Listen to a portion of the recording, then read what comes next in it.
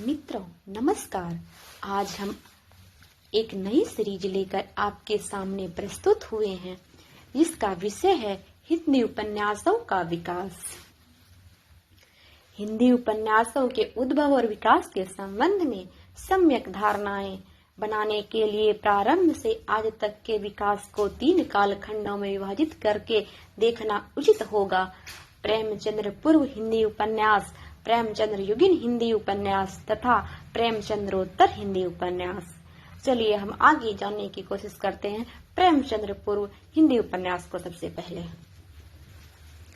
प्रेमचंद्र पूर्व युग में हिंदी उपन्यास साहित्य की मर्यादा सन 1877 ईस्वी से 1918 ईस्वी तक मान्य हो सकती है।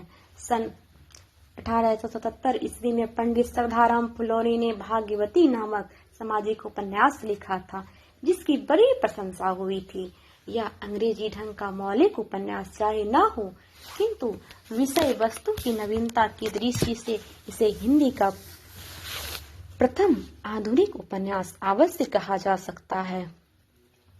इसके पूर्व के सदानंद मिश्र और शंभुनाथ मिश्र द्वारा संपादित जिस मनोहर उपन्यास का उल्लेख डॉक्टर माता प्रसाद गुप्त ने किया है, वह एक तो संपादकों द्वारा संग्रहित और संशोधित होने के कारण निश्चय ही मौलिक नहीं है, दूसरी उसकी कथा वस्तु के विषय में कोई जानकारी न होने के कारण उसकी आधुनिकता भी विवादास्पद है। सन 1918 ईस्वी में प्रेमचंद्र का सेवा सदन उपन्यास प्रकाशित हुआ।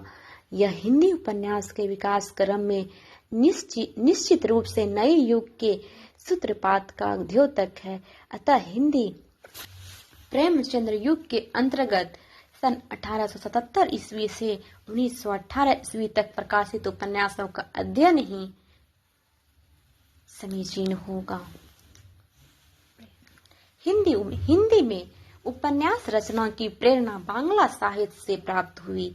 भारतेंदु हिंदी उपन्यासों पर विचार करते हुए रामचंद्र शुक्ल ने लिखा है, नाटकों और निबंधों की ओर विशेष झुकाव रहने पर भी बंग भाषा की देखा देखी नए ढंग के उपन्यासों की ओर ध्यान जा चुका था। इस समय का बंग भाषा में बहुत से अच्छे उपन्यास निकल चुके थे। अतः साहित्य के इस विभाग की शून्यता शीघ्र हटाने के लिए उनके अनुवाद आवश्यक प्रतीक हुए। स्पष्ट है कि हिंदी लेखकों का ध्यान नए ढंग के उपन्यासों की रचना की ओर बंग भाषा की देखा देखी आकृष्ट हुए। इसमें संदेह नहीं कि भाग्यवती की रचना 1877 ईस्वी के पूर्व ही बांग्ला में सामाजिक और ऐतिहासिक दोनों प्रकार के कई उपन्यास लिखे जा चुके थे। भवानी चरण बंदोपाध्याय का नवबाबू विलास और टेकचंद्र ठाकुर का आलालेल घरेर दुलार बांग्ला में बहुत ही लोकप्रिय हुए थे। किशोरी लाल गोस्वामी के चपला उपन्यास पर नवबाबू विलास की छाया स्पष्ट है।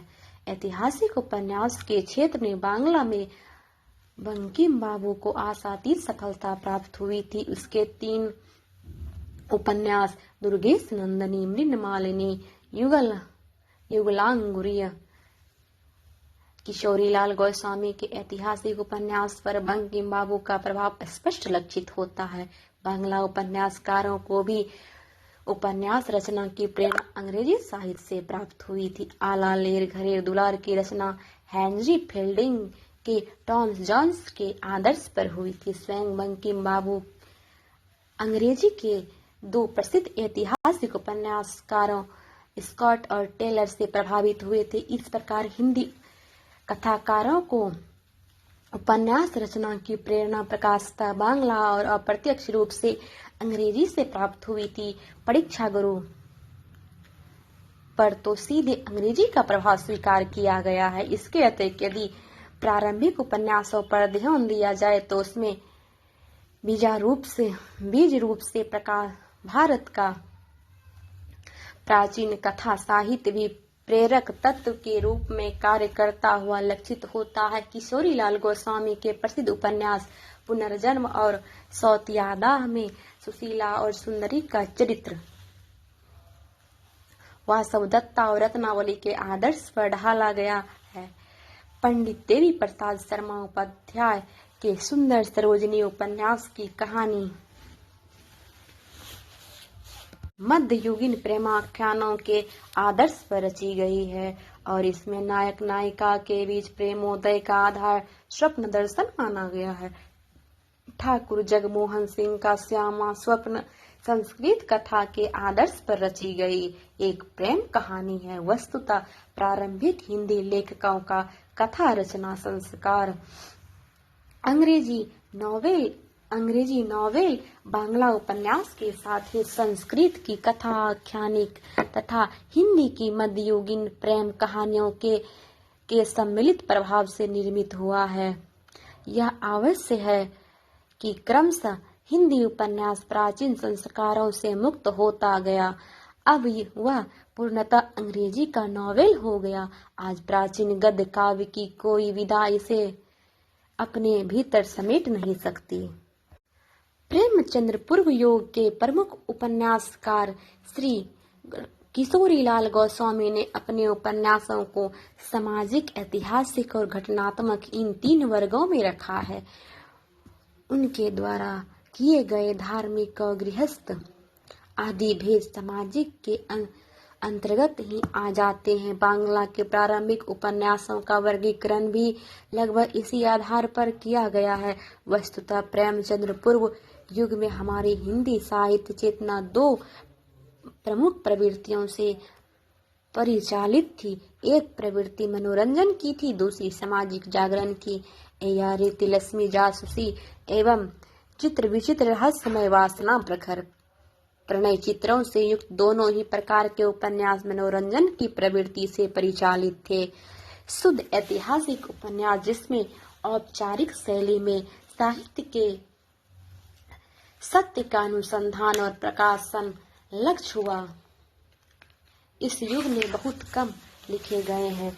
सामाजिक जागरण की प्रेरणा से परिचालित उपन्यास उपदेश प्रधान और सुधारवादी थे। इसमें कुछ नवयुग के परिवर्तन से भयभीत सनातन धर्म की प्राचीन परंपरा के पोषण में प्रवृत्त थे और कुछ नवीन बौद्धिक जागरण का स्वागत करते हुए नए सुधारों का समर्थन कर रहे थे। इस प्रकार यदि हम उपन्यासों की रचना के मूल में कार्य करने वाले प्रवृत्तियों को ध्यान में रखकर वर्गीकरण करें तो समूचा उपन्यास साहित्य प्रमुखता 2 वर्गों में सीमित हो सकता है, मनोरंजन प्रधान और सामाजिक चेतना से युक्त। किंतु यह वर्गीकरण उस युग की मना स्थिति को समझने में सहायक होते हुए भी कृतियों का विवेचन के लिए सुविधाजनक नहीं है। मनोरंजन का तत्व न्यूनाधिक हर युग के कथा साहित्य का प्रेरक होता है। प्रेमचंद्र पूर्व सामाजिक जागरण से प्रेरित उपन्यास मनोरंजन के तत्व से सर्वथा रहित नहीं है। इसलिए विषय को दृष्टि में रखकर किया गया श्री किशोरीलाल गोस्वामी का वर्गीकरण ही अध्ययन के लिए अधिक सुविधाजनक प्रतीत होता है। इस दृष्टि से प्रेमचंद्र पूर्व उपन्यास साहित्य प्रमुखतः 3 वर्गों में रखा जा सकता है, सामाजिक, ऐतिहासिक और घटनात्मक। इस वर्गीकरण को अधिक विश्लेषणात्मक और वैज्ञानिक बनाना चाहे तो इस प्रमुख वर्गों को उपवर्गों में विभाजित कर सकते हैं। उदाहरणार्थ सामाजिक उपन्यासों के 3 उपवर्ग घटना प्रधान, चरित्र प्रधान और भाव प्रधान मान्य हो सकता है। ऐतिहासिक उपन्यास के 2 उपवर्ग हैं, शुद्ध ऐतिहासिक और ऐतिहासिक रोमांस हो सकता है। इसी प्रकार घटनात्मक उपन्यास के 3 वर्गीकरण हैं, अय्यारी तिलस्मी जासूसी तथा साहित्यिक चित्र विचित्र घटनात्मक किए जा सकते हैं।